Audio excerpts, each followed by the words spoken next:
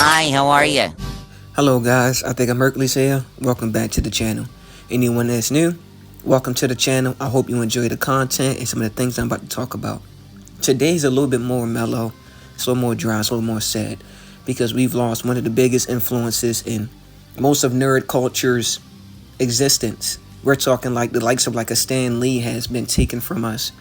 Akira Toriyama, rest in peace, passed away this past week.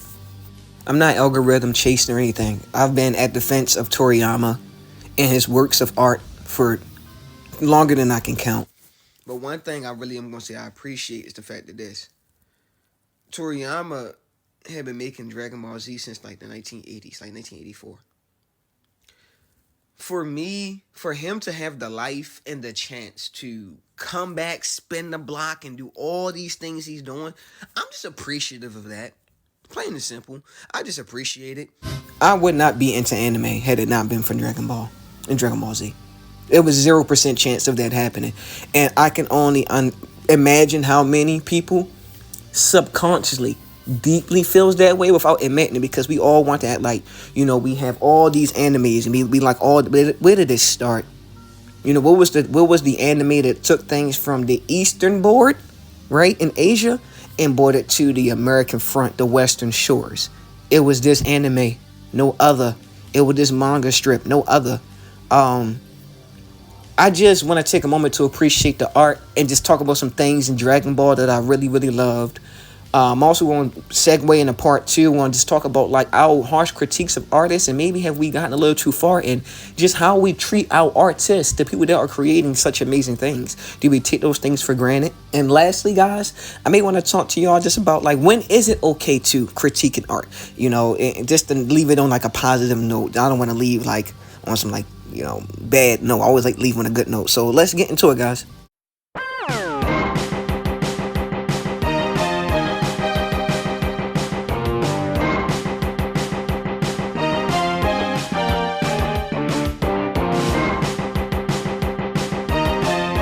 I just start with the basic fact. He did it. If it was something to be done, he did that. He did it. Yo, he is the grandfather, the papa. He is daddy manga, papa anime. Like, you can see his influences bleed in so many lines of work, and like, that's almost what it means to be immortalized. Nothing lasts forever. But if you've done something that has like so many edges of like just creativity or imagination or innovation that bleeds long after your passing, like, we're not going to see the end of Toriyama's influence for decades upon, like, at the end of my lifespan and other lifespans. Like, his influence is so wide reaching, man. That's just appreciated for one time, that in a world of dreams not being accomplished. What's he doing here?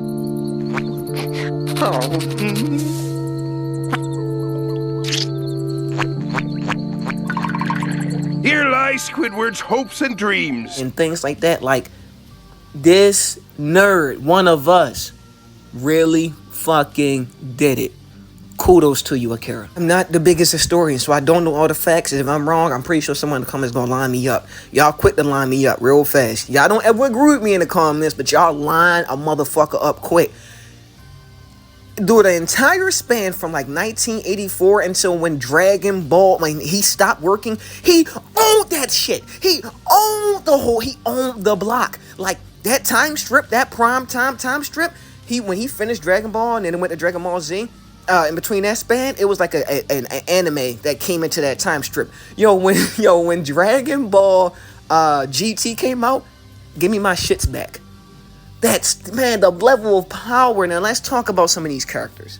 I'm not going to harp too deep on all the characters, because we already know Goku is the equivalent of like Superman. He is the most iconic comic book hero of all time. The most iconic the most iconic anime character of all time is Goku, no discussion. And here's the next part. Perhaps the most iconic anime villain of all time is Frieza. Also from him. Like, that's some Stan Lee shit right there. You did that yourself? See, it's easy to make one single very popular thing. Man, Goku is that. I know Goku is so popular, he has a religion. Now let's just move on to just more stuff. I want to talk more about Toriyama.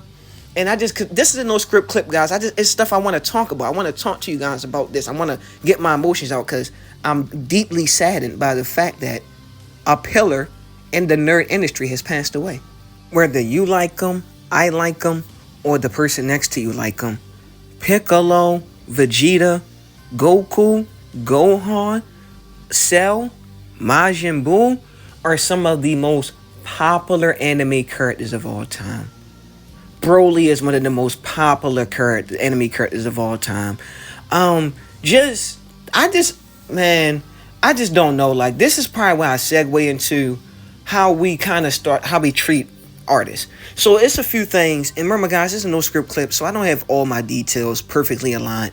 But if you just follow the breadcrumbs, you're going to find a literal pot of fucking riches. I'm telling you what I literally know, but it be off my medulla oblongata, meaning that's how you know it be the truth. This is stuff that information I've retained because it was important enough for me to retain it in some way, shape, or form to disperse it. But it's a lot of shit up in here. So just let me disperse some of this information out. Back to the video. I had a video I did titled, You Don't Really Like the Art You Think You Do. And it was very funny because a large segment of that was around Toriyama and just around the manga industry. And it was also going to connect with the music industry, and it was also going to connect with the movie industry. And it was basically about this. This is the essentials of it. I don't feel like we really understand how art is really created nowadays. And that's why we boost up certain things while tearing down certain things without understanding the background of certain things. See, I don't know how I came across these types of information, but now I don't just see something bad. I literally know why something bad. I know that main developer left. I know that main actor was only fan casted or actually put in a position because of their sex or their role or their gender or certain alignments behind the lines. I now know that there are several people behind the lines. So you make your art, and then there's people that say, I don't like your art. You need to make your art more to what I think it should be like. And you have to subvert to that because you are the artist. You don't have the money, but you have the art. But you cannot produce your art without no money. And they can just find another artist to produce the same art. So you bend and fold and break and back. And you bend and fold and you break and you crack like bone fragments. And I've been seeing it. And when you realize all these things, it starts to make you like, fuck. The manga industry is one of the most harshest, brutalest, I'm surprised it's not continuously listed as one of the most top 10 stressful jobs in all of the world. When I literally look at their work schedule, I say that's unsustainable. You don't have enough energy power source inside of your brain fragments to complete thy mission. I don't find it feasible. Quite literally impossible. If art were to do it, it would be an impeccable feat. I'm not lying. And everyone that has done it, that's why it's so few, because it's an impeccable feat. Why do you think it's only 10 of these motherfuckers out here doing this shit? You know how many people in Japan? Now, I'm not saying there's only 10 doing it, obviously, all right? I'm joking. What I'm saying is, why, there's the work schedule actually to become a Shonen Jump manga published artist or Viz Meet and all that shit is crazy work schedule. Do you know how sick these people be? The Hunter x Hunter guy was sick for over a decade, and listen, as soon as he became well, they knocked on his door. Yo, come on, you feeling right? Good, right? Come on, manga, write it. And he got sick again. I hate to get sad for a moment. Toriyama took a break after the Black Frieza arc. We have no idea why. And they have to hide their sickness from the fucking people. Roll risk of losing their property. It's so much politics and shit that go behind it. He was bleeding inside his brain. That's how he passed away. Not a joke. Yeah, I hit you with a shocker. Look it up. True story. I'm that type of person to look shit up. I'll look it up. I gotta see. I'm sorry. And curiosity gonna kill this cat one day. But I'll be having to see. Honestly, when I watch manga and anime now, I almost have like almost no critique no more to none of them. Cause I know your workload and I know what you're doing now. And that, like, once you understand what they're doing and if you can literally go like, yeah, I can do that shit, then all right, you can critique them to the highest degree. But if you're listening to something, watching something, viewing something, enjoying something, and you literally can't do it as well as the person that's doing it, shut the fuck up. Or, here's another idea that's going to be very controversial. You could shut the fuck up. That's my new view as an artist. Because I've been an artist and I was like, I'll be going off on certain forms of art. Like, I'll be going off on more, but I will. And I'm going to explain when you can. It almost seems as if I'm making protection for them. I'm not casting no ward. I have no protection spells. I'm a straight destruction fucking main. All right. What I'm saying is, when there's certain artists that really be doing this shit, like really be doing this shit, we should probably like, yo, they really doing this shit. And I was like, I always from the beginning, like Stan Lee, I have very few critiques of Stan Lee and Jack Kirby because they was doing this shit. I have critiques of DC Comics because all you did was buy. You bought a bunch of shit. You didn't create nothing. DC Comics is literally nothing but a bunch of purchased products, you know. Detective Comics purchased a bunch of shit. Warner Brothers purchased them, and then Warner Brothers purchased a bunch of shit. So it's funny how they were purchasing a bunch of shit and then they got purchased. That's funny to me. Tito Grits. And these are my final thoughts, guys. I'm gonna just this actually was a part, but I'm gonna slip it in my final thoughts because I'm not trying to make it negative. And then I looked at it and I said, oh shit, that's kind of negative, but I'm going to talk about it. I think it's okay to talk about an artist when they do something absolutely egregious to society. Like they manipulate their positions for like you can manipulate your position for money. That's what I would do. Manipulate your position for power. That's something I would do. Don't manipulate your position to fuck upon little girls and little boys. Just don't do it. Reach in your heart. Don't do it. My God, he did it. I feel like it's okay to critique when a person isn't reaching their maximum potential as far as the artwork and the masses feel as such. If it's like divided, then that's your opinion. If you're a minority, I kind of feel like it could be opinion, could be like possibly. Like, what I feel like is this. Some of like Toriyama designs are so iconic. I can look at anything in any form and be like, Toriyama made that. He made that. I was playing Blue Dragon, Xbox 360, back in the Grip'ems. I said, this looks like Dragon Ball Z a little bit. But it don't look like, I don't see like Goku or nothing. But sure enough, Toriyama made it. That's the mark of a genius. When I was playing a game recently, Dragon Quest. I was playing Dragon Quest 11. Man, I swear, from the moment the game loaded, I had no idea it was made by. Listen, guys, this is like in my ignorant stage. Like, I like to be ignorant to the games I'm kind of about to enter. So this is not me like trying to flex and boost. I saw it and I said, yo, this looks like the Dragon Ball Z universe. And then I looked it up, and sure enough, it was. Like, respect this pen first. See, like, a lot of us were critiquing his story while ignoring all of the fabulous, beautiful, created characters he made. From the design of Frieza, the design of Cell. How many of us wanted to power up like Goku and have hair like Super Saiyans? How many of us loved the mystique of Piccolo? Or the fucking transformations of Master Roshi? Or the fucking legendary Super Saiyan Broly? Or how he made one villain 5 times with Frieza. Form 1, 2, 3, 4. Final form powered up. I'm just throwing shit at the wall. How we love Majin Buu design. How he drew all that shit. He drew it all. And those are so many beautifully depicted characters. And I'm just like, yo, honestly, this is how I look at shit. And the reason why I was appreciating this art, and it's gonna get dark. The reason why his brain bled from the inside and he died now is because he worked so fucking hard for all them years trying to get us to appreciate his art. And anyone that didn't, missed out. Go back. I ain't no gatekeeper. It ain't too late. Go back. Go back. Go do it. Go look again. Look at what he was drawing. Look at what he was doing.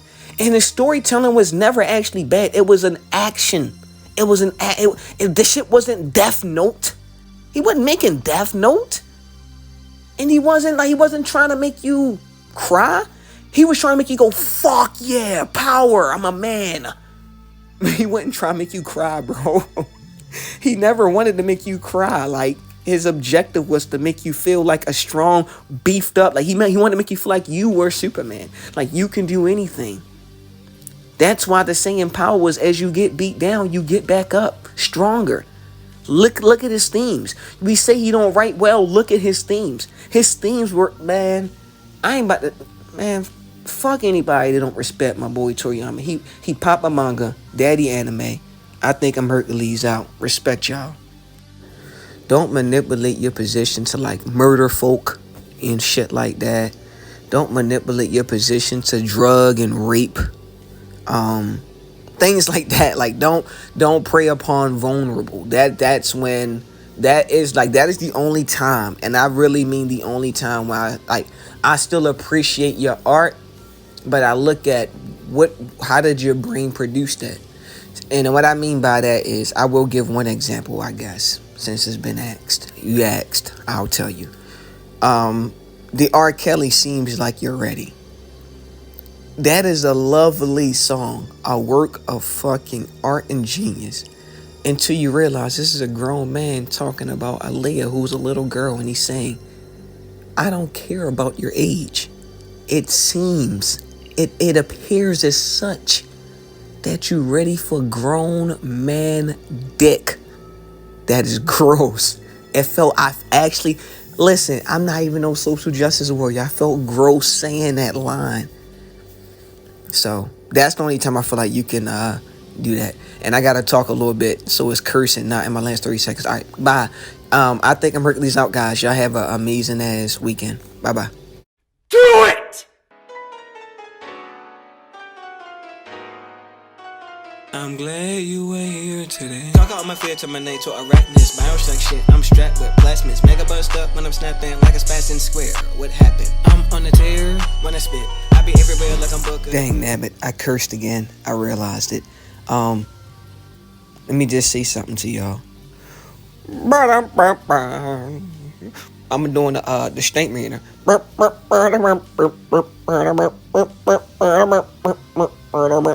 bridge is over. The bridge is over. The bridge is over. The bridge is over. Can't curse. All right, bye guys. I hope y'all didn't listen to that. That was just me trying to not curse and just get some words out, so I don't get like I increase my viewer readership. Don't be here no more. Leave. Bye. The video is over. The bridge is over. The video is over. The video is over. The video is over. Hey.